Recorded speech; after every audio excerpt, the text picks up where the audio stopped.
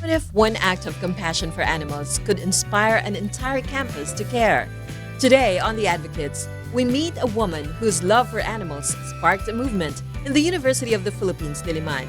Professor Krista Rara founded Friends of Campus Animals, or FOCA UP, the university's first animal welfare volunteer group, pioneering programs like Trap, Neuter, Vaccinate, Return, or TNVR, for campus animals, conducting feeding and adoption drives, and helping train emotional support animals.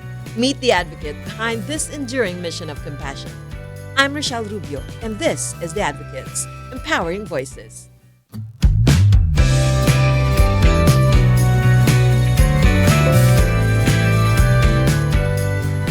Did one campus cat help inspire a movement for animal welfare in UP Diliman?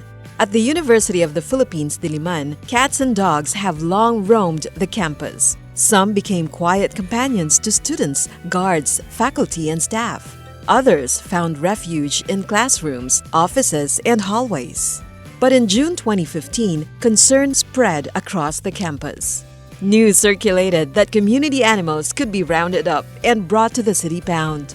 For a group of professors and volunteers, it became a turning point. Determined to protect the animals, they formed Friends of Campus Animals, or FOCA UP, the first animal welfare volunteer group in UP Diliman.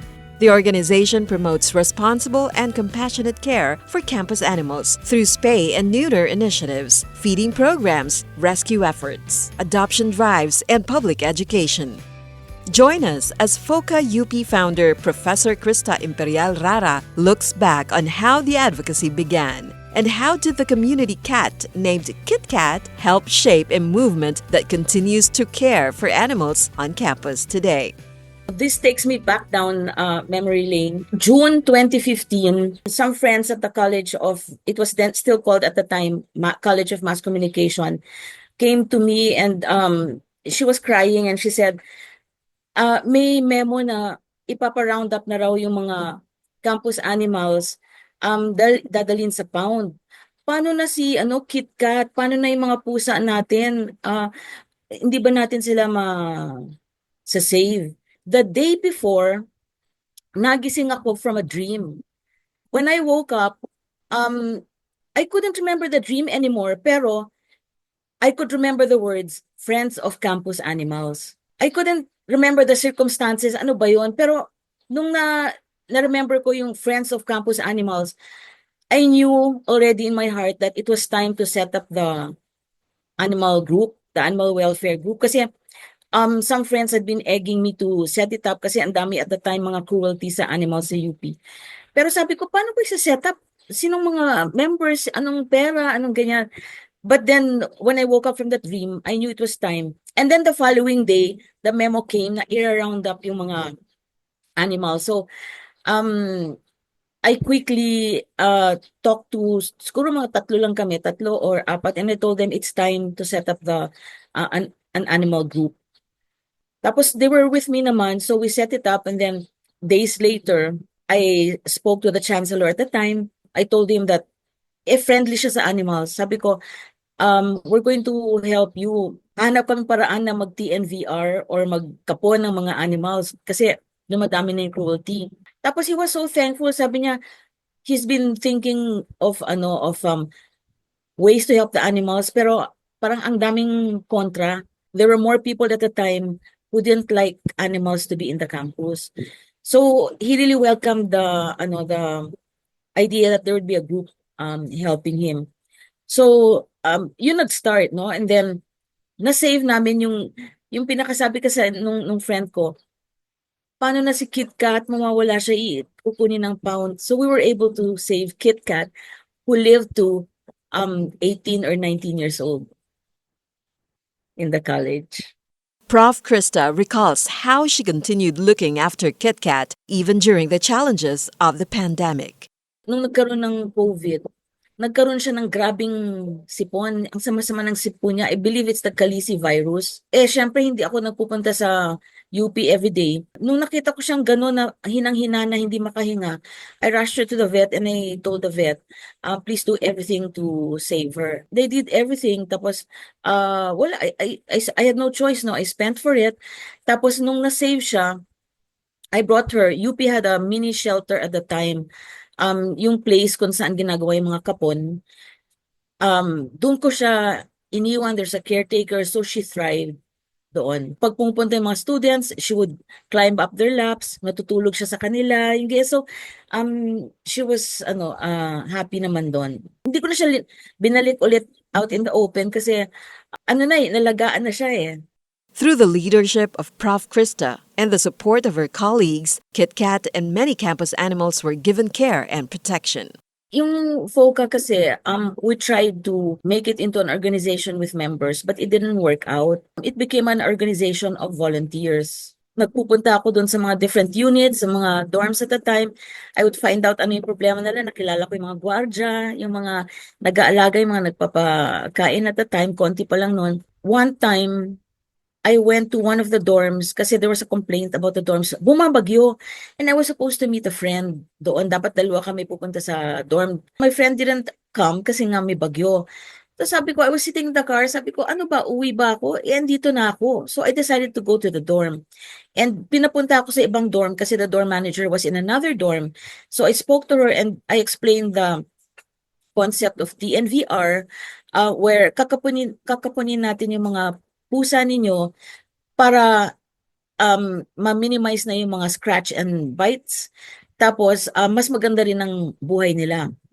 So, she listened for 30 minutes and then she stood up and then went to the phone. Hindi ko narinig yung, yung usapan. Tapos, bumalik siya, sabi niya, sige, we will try it your way. Sabi niya, magpakapon na muna tayo ng mga pusa sa mga dorms. Sabi niya, we'll try to arrange that. So, sabi niya, balik ka na muna doon sa kabilang dorm, the original dorm I went to, para you can explain to them the preparations. Pagbalik ko doon, sabi sa akin nung isang empleyado, ay ma'am, kaalis lang nung yung isang empleyado, dala-dala na yung mga kulungan, kukunin na sana yung 7 pusa namin dito kasi ibibigay na sa pound. Pero tumawag yung dorm manager, sabi niya, i-hold, huwag ibigay yung mga pusa kasi may gagawin daw tayo. So, when I heard that, my God, I wanted to cry kasi, so there's a reason that kahit bumabagyo, I went to the dorm, it's to save those cats pala. So that's when I realized that I have to act on hunches kasi pag may ganyan na hunch, there's somebody who needs saving. So from then on, nag-iikot ako para akong noon crazy cat lady. Nag-iikot ako sa mga mga building. O kamusta, may mga pusa ba kayo diyan? So that's how I got to know the cat colonies and the different places, ano yung mga problema ng mga cats and dogs. That's how I got to know it by going around. That was mga 2015, 2016 pa. Who are the people behind this volunteer-driven initiative? I'm the founder of FOCA. I lead most of our, all of our initiatives with fellow advocates na napakahilig din at saka yung strong ang drive to help the campus animals and volunteers. We have a lot of student volunteers kasi like we hold pack walks every Saturday. We rely a lot on students, hindi lang students, from the general public who learn about our program, the pack walks.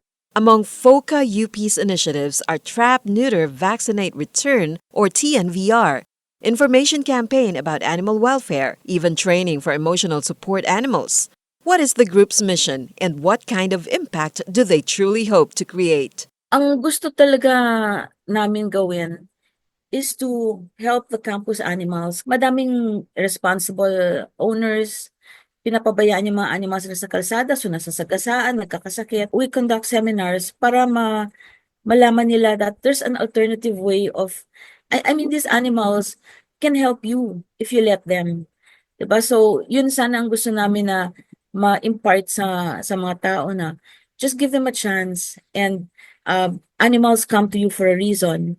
So, if they showed up in your door or biglang crossed your path and inadopt mo or rescue mo, there's a reason for that. So if you're just open to it and go with it, you will come out a better person and you would have saved that animal also. So yun lang gusto namin gawin, to change perception towards the animals and to help improve the lives of the animals and in the process, help improve the lives of the people. Kasi pag nag-improve yung lives ng animals, kasama na siyempre yung tao when the person learns na ay mas okay pala pag inalagaan ko siya kasi hindi na magkakasakit, hindi na ano mabubuntis pakapon. When they realize that there's a way pala to help their animals, pati sila gaganda yung buhay nila and they will better appreciate living with their animals. So yun lang naman ang gusto namin for people to change the way they view stray animals. FOCA UP recently received the Gawad Chancellor para sa natatanging lingkod pang komunidad, recognizing its years of service to the community. But one moment stood out during the awarding ceremony. Cotton, one of FOCA UP's emotional support dogs, joined Prof. Krista and her colleagues on stage to receive the honor. The heartwarming scene quickly won the hearts of many. We're lucky kasi we get to work with UP itself, with UP offices, yung sa community affairs to help the stray animals, and then there's a student affairs to help the emotional support dogs who interact with the animals. So we're lucky that we have access to the UP offices concerned. Sinabi ko yun, pinaglaban ko yun kasi in the history of Gawad, never naman may nanalo na animal welfare group. And no dog or cat has ever been on that stage. So pinaglaban ko talaga. I told the organizers, this award is all about animals. How can you give the award kung walang animal doon ng stage? This will drive home the point and will send the right message across. Pumayag naman sila. They're very nice about it. Si Cotton, sanay na sa media. So many interviews already, print, radio, TV. So alam niya pag may laptop o kaya may cameras, tumitingin na yan. And pag kunyari, sinabi ko, Cotton, picture, titingin na siya sa harap and he will smile. Alam na niya na picture. Kumbaga nasanay na siya. Rescued by Prof. Krista as a puppy, Cotton grew into more than just a campus dog. He became a source of comfort for many in UP Diliman. As an emotional support animal, Cotton seemed like a natural. Calm, intelligent, and friendly, he easily mingles with people and offers comfort through his quiet presence. He is also no stranger to attention, often basking in the spotlight with ease. These qualities made Cotton a beloved figure and one of UP Diliman's most popular emotional support animals. He's a very good ambassador in that sense kasi he approaches people and then when I tell him, Cotton, you have a new friend. When the students approach, pwede ko siyang hawakan. Sabi ko, Cotton, there's somebody here who wants to talk to you, who wants to be with you. Naintindihan na niya yung trabaho niya, titingnan niya akong ganyan, tapos tatayo siya, pupuntahan niya yung student, tapos ibabangga niya yung katawan niya. That means, that's his consent, that means, okay, you can touch me. Basta binigay niya yung katawan niya, he gives his consent. And nakakatawa kasi ibibigay niya yung consent niya and he expects the students to massage his back. So yun ang gusto niya, massage his back until the tail portion. And then he looks at me. Habang minamasahe siya, he will look at me. Serious yung mukha. As if telling me, okay, is this what you want? I'm doing what you want, okay? Are you happy? Parang natatawa nga ako. So I have so many pictures like that na minamasahe siya. So obviously he feels good about it and nakatingin siya sa akin. Prof. Krista looks back on how she first met Cotton 8 years ago. Then a young puppy, Cotton quickly became more than a rescue.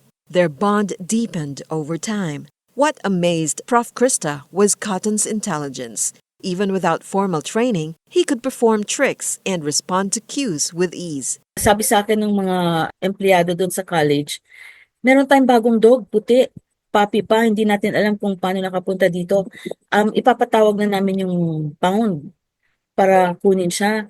Tapos sabi ko, teka muna, kawawa naman. So I went Chineko, tinignan ko yung aso. When he saw me, tumakbo sa akin, tapos tumalon sa akin. Tapos when I looked down on him, he wasn't white, he was blackish. And ang dami mga crawling creatures, tumatalon, nagko-crawl, you name it, nandun sa likod niya, yung kalbo na yung likod niya. So, diring-diri ako, ayoko siya hawakan. So, I started bringing him food. Pero tuwing nakikita niya ako, kahit malayo pa siya, tatakbo na siya sa akin, inaabangan niya ako sa parking. Tapos it became a routine, dinadalan ko siyang food, tapos tatalon siya sa akin. And then finally, I said, o sige na nga, I will name you Cotton because I promise that one day you will be as white and as soft as cotton. So the name is actually a promise I made to him.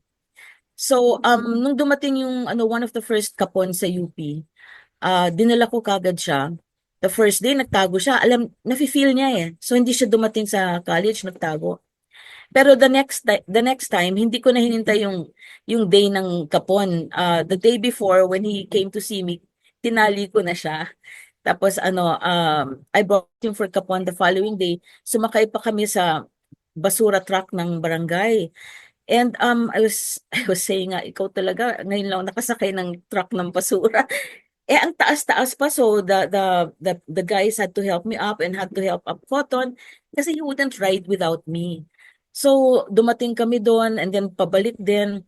And then gano'n na, nag-continue na, pinagamot ko na siya. Although hindi ko pa siya mauwi sa bahay kasi I had other dogs. Gano'n na nag-start na yung relationship namin. And then I would take him around the campus. It turns out mahilig siya sa aircon, so he would put his face straight into the aircon vent ng kotse. Tapos pag kunyari, kailangan ko siya, may event and I need him para dalhin siya sa students, papaliguan ko muna siya. Naku, hahabulin ko siya kahit saan, that students would help me, papaliguan namin siya. He hated taking a bath at that time. Till nasanay na siya na humaharap sa mga students and he loved it. He loved to be the center of attention. Tapos one day, yung dating chancellor told me, sabi niya, there's talk of rounding up all the campus animals, cats and dogs. Ipapa-round up na raw sa pound kasi they have no place daw in the university. Sabi niya, and I want to save them. I mean, nakikita daw niya that the dogs and the cats are helping students, especially with their stress. The students go to the animals pag nasa stress sila. So sabi niya, tomorrow there's going to be a big event. All the UP officials will be there and I want to introduce the concept of emotional support animals dito sa UP. So sabi niya sa akin, at 6 o'clock, be there with Cotton. When I call his name, umakyat kayo sa stage. When he called the name Cotton, di akyat kami sa stage. Previous to that, siguro minutes before that, ang lakas ng yung sounds ng music, may mga drums, nanginginig si Cotton. Talagang, he was shaking. I was hugging him so tight. Pero nung nag-start na magsalita yung chancellor, umakyat kami sa stage. Tapos nakita niya yung lights. He looked around at all the people. He looked left to right. Tapos umupo siya. So, nag-upload yung mga officials. Sabi niya, wow! Sabi nung daw, kwento sa akin, sabi daw ng presidente at the time, I like that dog. He's trained. But the truth was, stray dog siya. Hindi naman siya trained. But he just took in all the lights and the attention and stuff, and he sat down. And the people loved him for that. So that's how I learned that this guy, thrives on spotlight pala. He likes attention. So many times na. Another time, the one dog was supposed to perform a trick. Yung parang nanay ni Cotton, yung nagpalaki sa kanya. Nagagawa niya yung trick, which was to cross a ladder. Nagagawa niya yung trick ordinarily, pero nung nakita niya maraming tao in that enclosed space, ninervous siya, hindi siya makaperform. So, we were trying to coax her to perform, and then bigla na lang na-shock ako, Cotton jumped on the box and crossed the ladder. Sabi ko, my God, Wow. talagang he loves the spotlight. He performed the trick without any commands. Over the years, Cotton became a familiar and comforting presence on campus. He grew into one of UP Diliman's most famous emotional support dogs, helping students cope with personal struggles through his calm presence and gentle companionship. One time, the first time, the vice chancellor told us to sabi niya sa akin, you bring Cotton to DLRC, the Diliman Learning Resource Center. Sabi ko, what will we do there? Sabi niya, basta pumunta lang kayo doon kasi finals week ngayon. So, ang daming mga estudyanteng stressed. They're all finishing their thesis, mga requirements, and nag-aaral yan. So, mag-ano lang kayo doon, just stay there, hang out there, tingnan natin kung may lalapit. So, nandun lang kami, walang pumapansin kay Cotton, no? So, I decided to walk around. So, binok ko siya, inikot ko siya, then suddenly there was a student who was deep into her laptop typing. Siguro from the side, nakita niya na may aso. So suddenly she stopped typing tapos she reached out kay Cotton. Tapos sabi niya, pwede ko siyang hawakan? Sabi ko, sure. Tapos um iniwan ko sila. She was hugging Cotton, whispering to Cotton. Hindi ako nakialam. I kept my distance. Nagmo-monitor lang ako. Tapos everyday ganun siya. At the end of 1 week, nung tapos na yung week ng finals, sabi ko sa kanya, pwede ba malaman, nakatulong ba si Cotton sa'yo? Ano yung nagawa niya for you? Kasi everyday kayo nag-uusap, lagi mo siyang kinakausap. Tapos ang kwento niya, nung si Cotton daw nakita niya, she was at her wit's end. And hindi niya alam ang gagawin kasi parang dead end na siya sa thesis niya. Alam niya na babagsak siya sa thesis niya, hindi siya makagraduate. So hindi niya alam paano sabihin sa parents niya na tatagal pa siya kasi medyo may problema sila financial. So hindi niya alam paano sabihin sa parents niya that hindi siya makakagraduate. So she was thinking of ways to end her life. So she would not have to face her parents. Pero dumating daw si Cotton, tapos nakikinig lang sa kanya, sinasabi niya lahat ng problema niya. And everyday ganun. So, everyday, after 20 minutes na kinakausap niya si Cotton, siya lang nagsasalita, nakikinig lang si Cotton. Pagbalik daw niya sa laptop niya, fresh ideas would start flowing. So in short, natapos niya yung thesis niya, nakagraduate siya. To say he's quite famous, sometimes nasa mall kami, nasa yung UP Town Center, biglang may sisigaw, Cotton!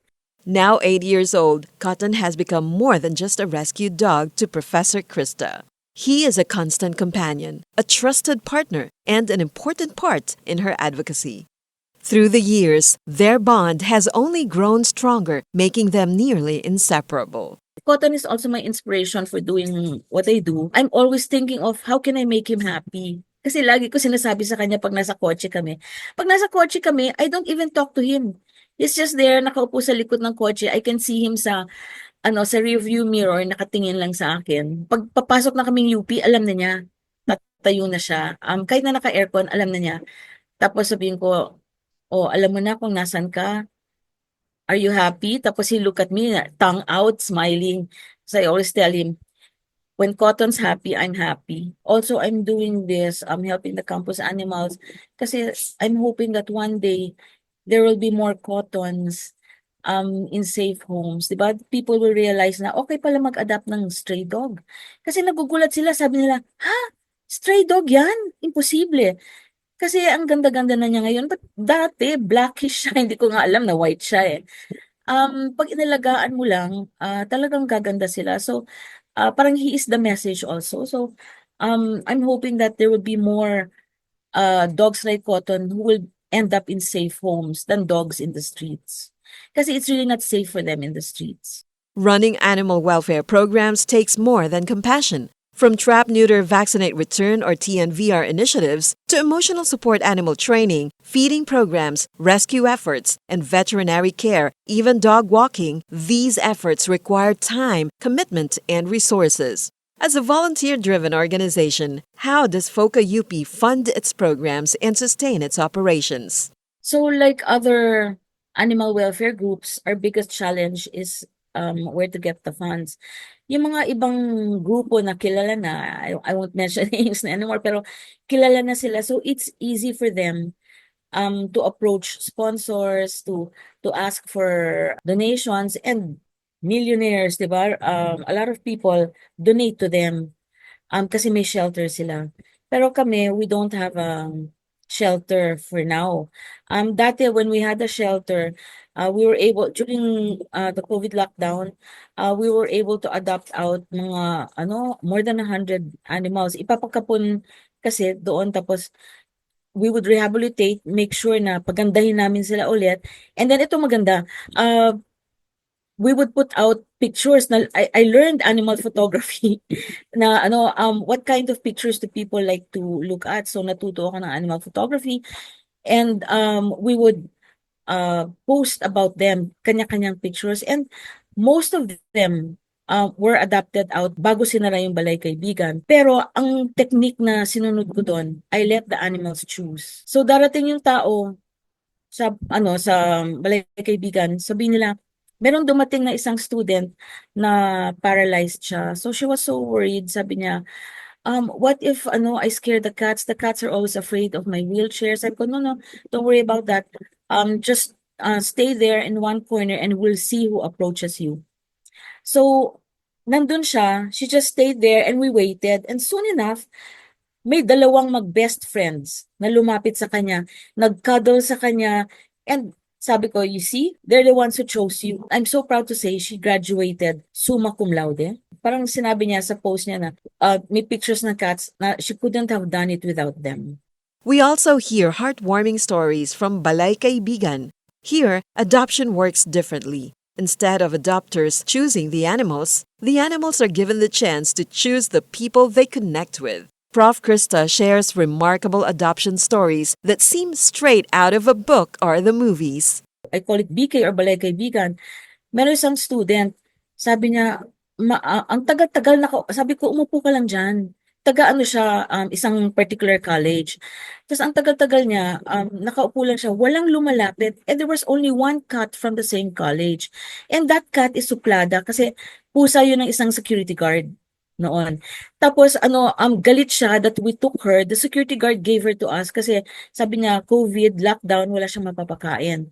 So we got her, pinakapon, we just waited. Little by little, the cat, her name I remember was Mengay. Little by little, she was inching her way to the girl. So sabi ko sa girl, diyan ka lang, huwag kang gagalaw. Sabi ko, because you are from the same college. Ang tagal. Siguro we waited mga 1 hour or more than 1 hour until the cat climbed into her lap. You know the relief na parang they're perfect because they come from the same college. The cat smelled the college in the store. I don't know. I don't know how to explain it. But that cat from that college chose the only student who came from that college and now they're together. The stories of adoption are amazing talaga. Oh my God, ang daming kwento. There was one cat who kino-consider na siya ng isang tao i-adopt. But the person changed his mind. Sabi niya, I'll take this other cat instead. Sabi niya, na lumapit, pareho silang cats lumapit sa kanya. So, yung cat who was rejected, after the guy left with the cat that chose him also, bumalik yung rejected cat sa cage niya. She started tearing up the papers. Talagang pinunit niya with her teeth, with her claws. Siguro sa galit, sa frustration na hindi siya napili. Pinagsisira niya, so nakunan ko ng picture. I posted it, sabi ko, this cat just experienced her first rejection. Hindi siya pinili. And this is how she reacted after. So it went viral. And meron mga dumating na mga estudyante, mga pamilya. And I said, we will let the cat choose. And may dumating na isang pamilya. Yung cat na yun, her name was Lady. Umakyat siya doon sa bag na dala ng pamilya. May mga 2 kids yung pamilya. And humiga siya sa bag. So sabi ko sa kanila, yan na, she chose you. All the cats there chose who to go home with. Hindi ako namilit hindi ko sinabi sa tao na, anong gusto mo? Gusto mo ng calico? Gusto mo ng ganyan? Sige, pumili ka lang dyan. It was always the cat will choose you. Beyond funding constraints, what other challenges does FOCA UP face in advancing its shared mission of animal welfare? Andyan din yung lack of volunteers. They will volunteer once or twice, tapos hindi na babalik. Siyempre, hindi mo naman mapilit kasi volunteers nga eh. And of course, meron din dyan yung mga trust issues. You trusted a person who will, and then you get disappointed, hindi na sisipot or may gagawin or what. So, meron gano'n. But you learn to deal with it and continue the work kasi nga there's so many campus animals who need help. After years of rescue work, advocacy, and caring for campus animals, what brings the greatest joy in being part of FOCA UP? Prof. Krista reflects on the moments that make the work worthwhile, from seeing rescued animals recover to watching them find homes and become companions to people in need. The faces on the families or on the people when the cat chooses them or when the dog chooses them. Pati ako naiiyak ako, meron isang lalaki nagpunta siya tapos he chose a cat already na lumapit sa kanya for his girlfriend daw. Sabi niya darating sila on this day. So dumating sila, he was leading the girl naka-blindfold. Yung girlfriend niya naka-blindfold tapos may karga siya na na parang box in his other hand na may ribbon naka-wrap. So sabi ko, ano kayang drama na to? Tapos ang dinala niya doon sa loob tapos sabi niya doon sa girl, can you guess where you are? Hindi alam ng girl. Tapos may cat na lumabas sa cage. The cat that he chose for the girlfriend went out of the cage and went to the girl. My God, sabi ko, what is this I'm seeing? Parang, tapos it turns out, pinili niya yung cat na yon kasi that cat looks so much like the cat nung girl na namatay a few months ago. So, parang this cat went to the girl knowing that she would go home with the girl. So, those times, those faces, the faces of the students when Cotton and the other emotional support animals namin play with the students. They're so precious eh. We have a mix of mga aspins, mga rescued aspins, and we also have a mix of small dogs, mga Shih Tzu and Dachshund. Sila naman yung hinaharap namin pag ang mga so-called clients namin, mga kids. Kasi rini-request na kami to go to the Child Development Center. Siyempre, sa kids, hindi namin iharap yung malalaking dogs. Hinaharap namin small dogs. So the kids are so, alam mo na yung nagigigil, gusto nila hawakan, kargahin, but the teachers are teaching them slowly, be gentle, ganyan. So at an early age, tuturuan na sila. No? So those are such precious moments talaga. One day I'm going to write the book. I'm grateful for opportunities like this to share them on air kasi hopefully may makarinig and then ma-inspire them to do the same thing. Even if they can just save one animal, two animals, it means so much to that animal. She also reflects on her journey with KitKat, the senior campus cat whose quiet presence helped inspire the creation of FOCA UP. Through KitKat, Professor Krista discovered how an animal could provide comfort and companionship, helping a person in ways she never expected. One day, sobra akong stress before COVID pa ito. Pumunta ako sa ATM, mag-withdraw ako, and I realized na nakalimutan ko yung ATM number, hindi ako makapag-withdraw. So, I gave it some time, sabi ko maalala ko rin. Pero, syempre, naging mas stressed ako kasi hindi ko maalala. So, tumawag ako sa bangko, sabi nila, oh, if you report that, it will take 2 weeks. Hindi kayo makaka-withdraw kasi parang, what you call that, i-freeze nila yung account or something until ma-release yung ATM. So, I said, I can't, I need to withdraw already. So, siguro after a few days, pinuntahan ko si KitKat doon sa, doon sa mga shed sa college. And nakita niya ako, umakyat siya sa shoulder ko, and I have a photo of it eh. Then, humiga siya, yung ulo niya, hiniga niya sa shoulder ko. Tapos, sabi ko sa kanya, KitKat, may problema ko, hindi ako maka-withdraw, wala akong pera, kasi nga, nakalimutan ko I was telling her, nakalimutan ko yung code ko, sabi ko gano'n. Pag ganyan, kakahiga ko lang sa kanya, naidlip ako. I don't know kung how many seconds or how many minutes, I fell asleep na kaganyan. And suddenly, I woke up and I remembered my ATM number. I was so excited. Sabi ko, my God, KitKat, all I needed was you. So, takbo ako ngayon sa ATM, nakapag-withdraw ako. It just shows how animals can really help us. Kasi in those few seconds or minutes, nakapag-relax ako eh. Si KitKat, pinakapon ko kasi nga, she would have babies. Tapos nawawala yung mga babies, hindi ko alam kung kinakatnap para i-adopt or nasasagasaan, siyempre may mga kotse. We decided ipakapon na siya para hindi rin siya mahirapan na sa katawan niya. But she had a kitten at the time and hindi pa ako marunong sa kapon noon. So, dinala ko si KitKat doon sa UP Hospital. I left the kitten in the college thinking that aalagaan siya ng ibang tao, ng mga guards, ng mga students. And then, binalik ko si KitKat in a cage. So the kitten couldn't go into the cage and then nawala yung kitten. Maybe somebody adopted, maybe nasagasaan. Nung pinakawalan ko si KitKat, kasi kapon ng babae, di ba, mas mahirap yun eh, spaying, parang hysterectomy. So I kept her in the cage for 3 days. I was just cleaning up the cage and feeding her. Nawala yung kitten niya. And she kept on crying, hinahanap yung kitten. And at about the same time, my mom passed. Every day, I had class ng gabi, I think up to mga 8 p.m. Paglabas ko sa klase, ando na si KitKat, hinintay ako doon sa bench. Tapos, lalakad na siya with me, papasok na kami doon sa office ko. Hihiga na ako, tapos iyak ako ng iyak. Siyempre, I was grieving eh. So, iyak ako ng iyak.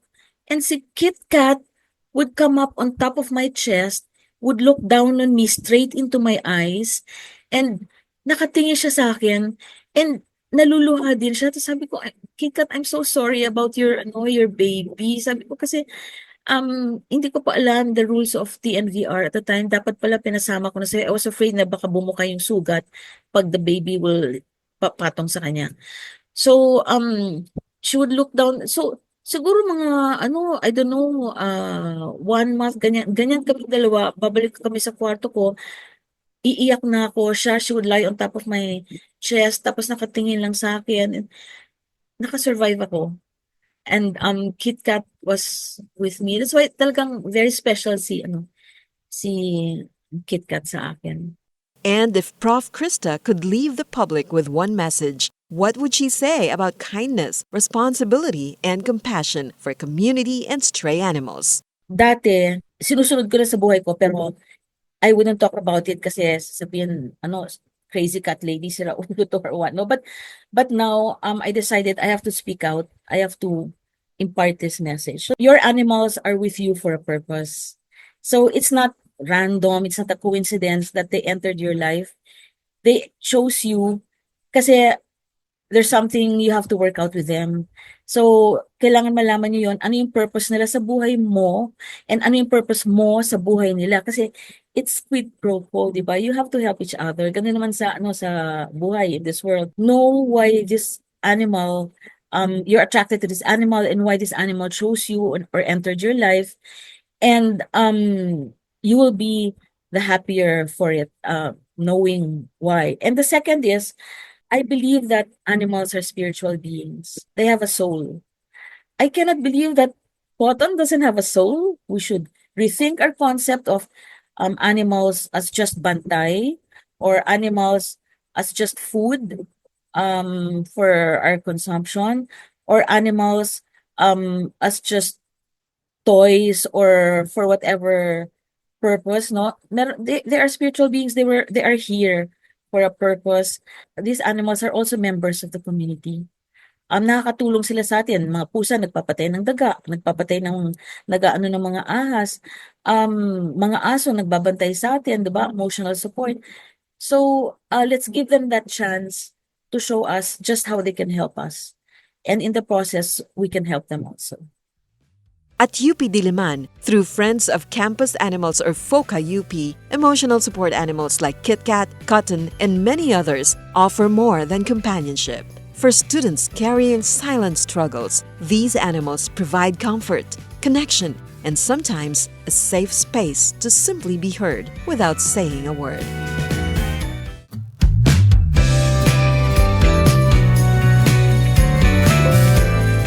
Real change happens when compassion turns into action.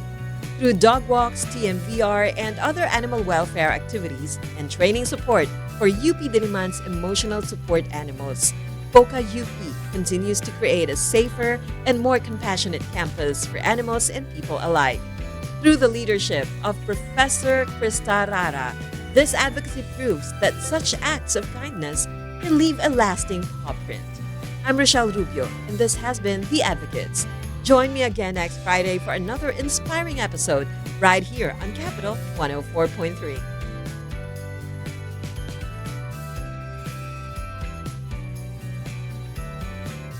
This is where the voices of the voiceless are heard. The Advocates, Empowering Voices. Hosted by Rochelle Rubio on Capital 104.3